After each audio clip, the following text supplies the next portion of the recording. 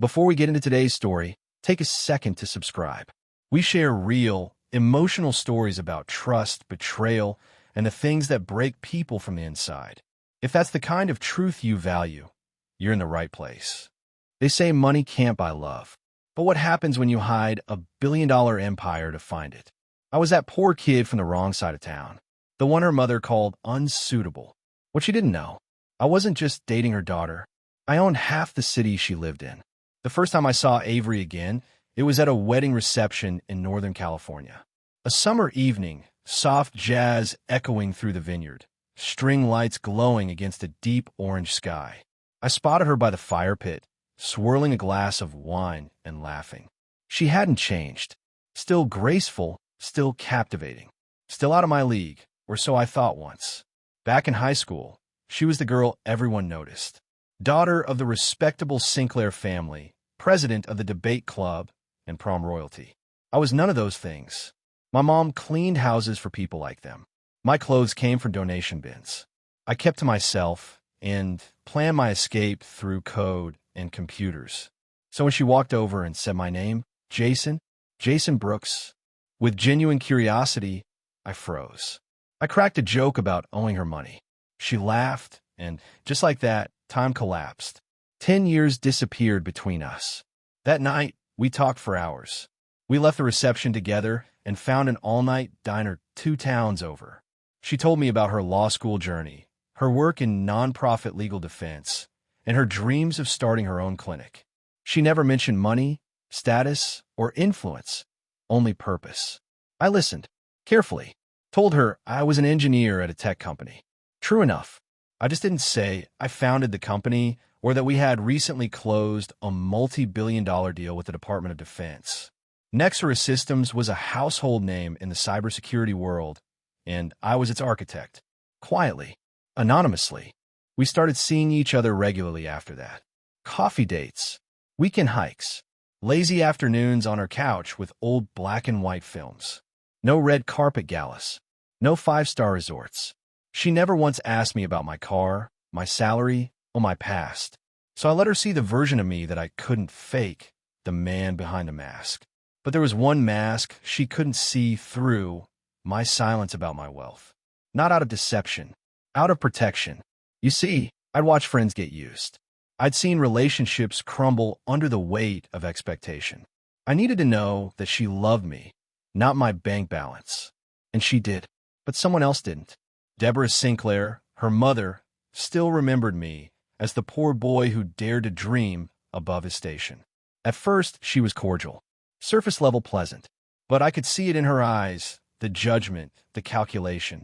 She asked pointed questions at dinners. So, Jason, what's your 5-year plan?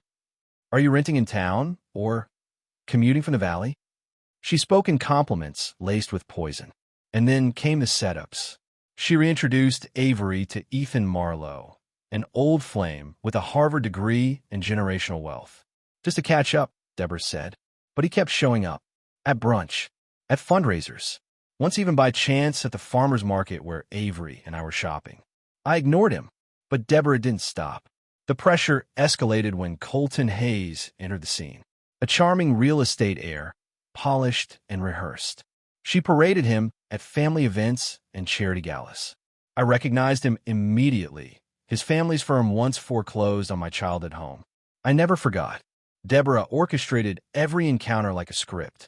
She wanted Avery with someone appropriate, someone with lineage, not legacy. But she didn't stop there. Anonymous letters started arriving in my company, accusing me of HR violations, financial misconduct, even harassment. All fake. My legal team traced the digital breadcrumbs. The source? A PR agency indirectly funded by Sinclair's estate group. I stayed quiet. Let build. Because revenge isn't loud.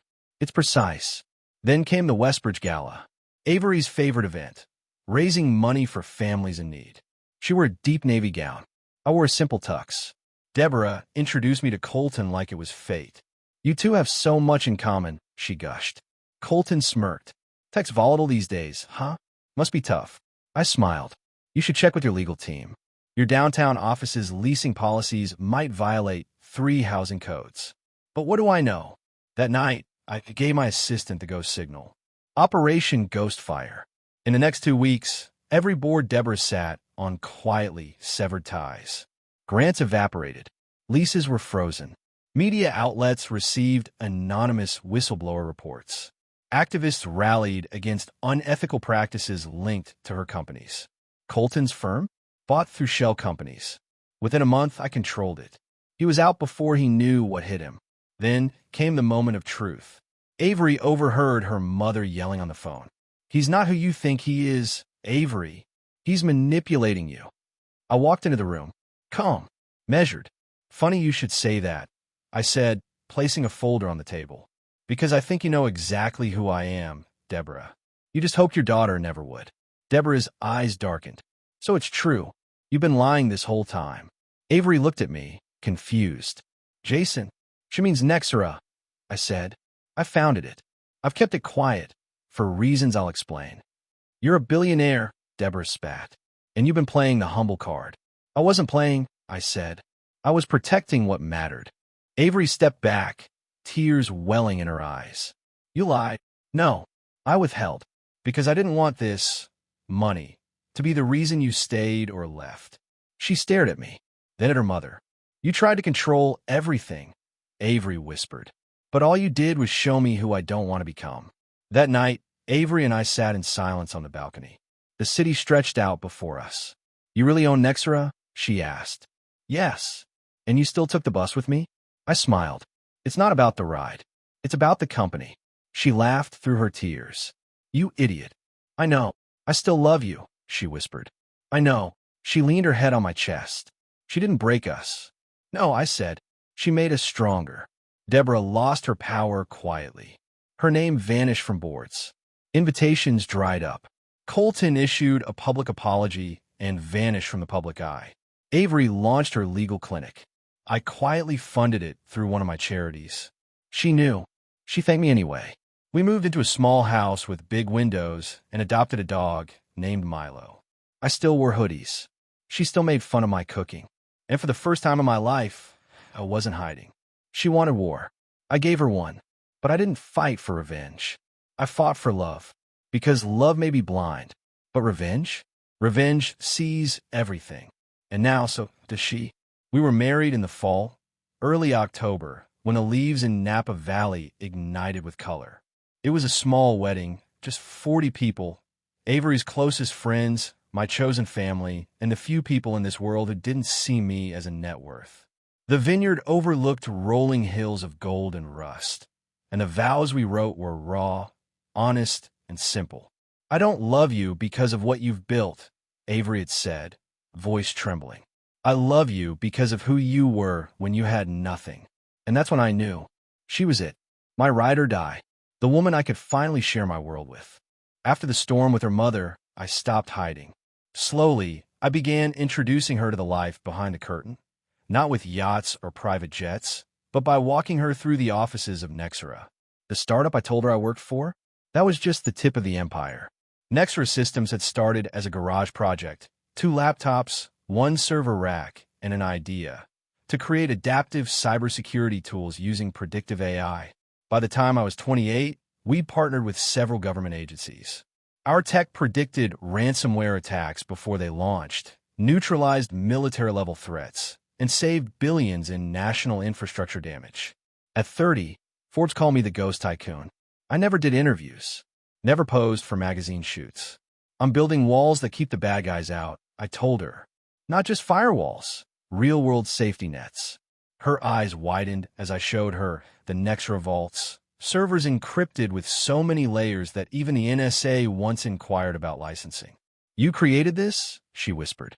"I built it," I said, "for people who can't afford to lose their lives to corruption." The more she saw, the more she respected. I wasn't just rich, I was relevant. I was one of the invisible architects of modern digital security. And she saw me, really saw me.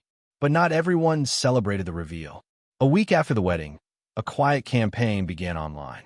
Smear pieces, blog posts from anonymous insiders claiming Nexera had ties to surveillance programs or that I had connections to lobbying groups. One article claimed I was a secret donor to a controversial political party. None of it was true. I knew the game. Deborah's last-ditch effort to destroy what she couldn't control. She's still trying? Avery said one night as we read through the latest slander. She won't stop until I'm ruined, or until you come back to her. But Deborah had underestimated how much Avery had changed. Her loyalty had hardened into something fierce. I'm not going back, she said. She chose war. So let's win it. We launched a counteroffensive, but not one she'd see coming.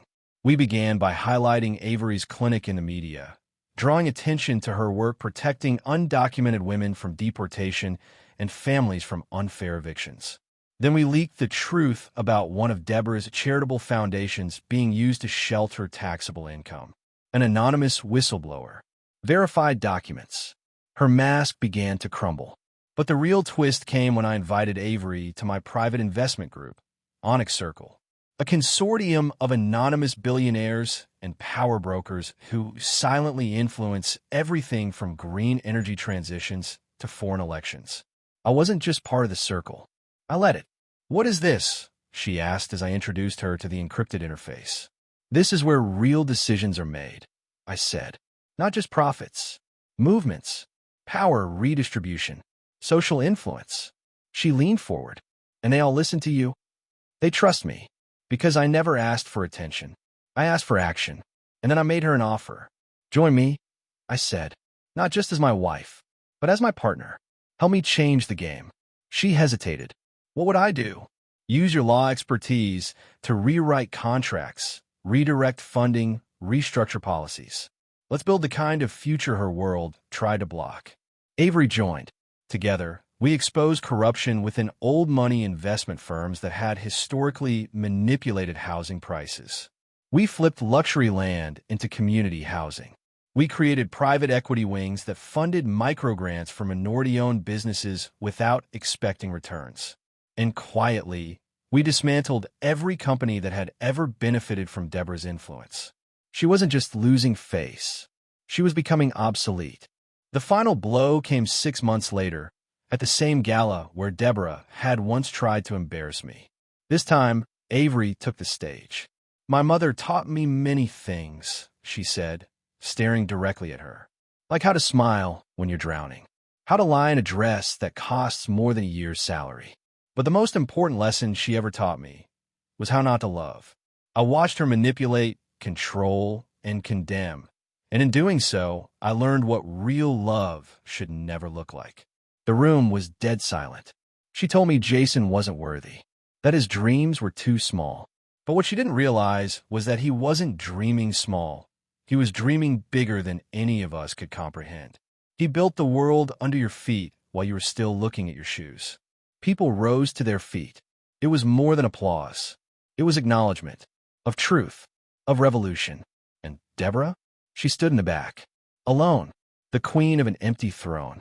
Later that night, as Avery and I drove home in our quiet electric sedan, she reached for my hand. Do you regret hiding your wealth at first? She asked. No, I said, because if I hadn't, I might have never found the real you. She leaned her head on my shoulder. I would have fallen for you anyway. I know, I smiled. It began with a letter to my father.